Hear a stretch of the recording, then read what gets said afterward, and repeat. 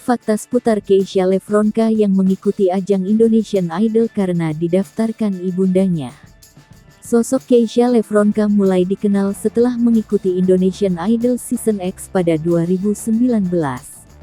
Selain itu, Keisha Levronka pernah lupa lirik saat tahap eliminasi.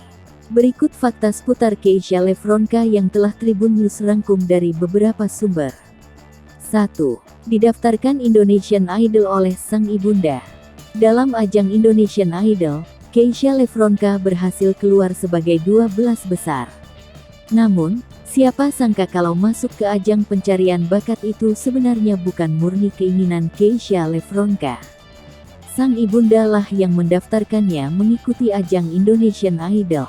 Keisha Levronka mengaku sempat menolak karena ia merasa kurang mempunyai cukup bekal untuk dibawa unjuk diri.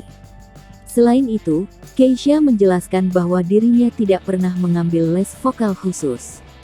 2. Pernah lupa lirik saat manggung.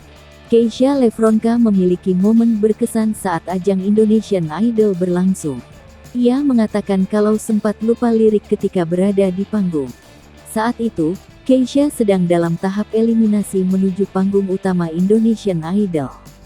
Keisha Levronka diberi tantangan untuk menyanyikan lagu If I Ain't Got You milik Alicia Keys.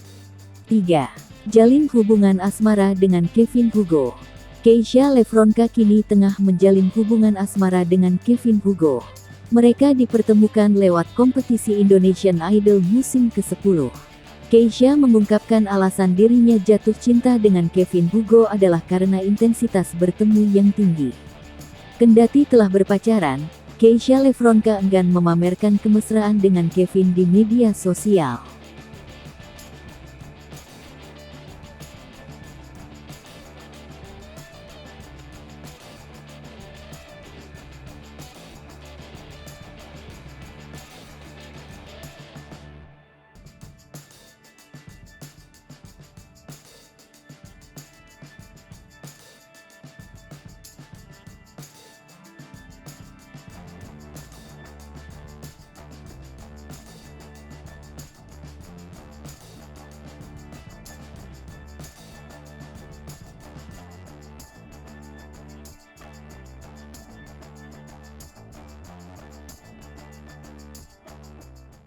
Hai pemirsa Sri Popo TV, jangan lupa komen, like, dan subscribe, serta tonton terus berita-berita terupdate lainnya.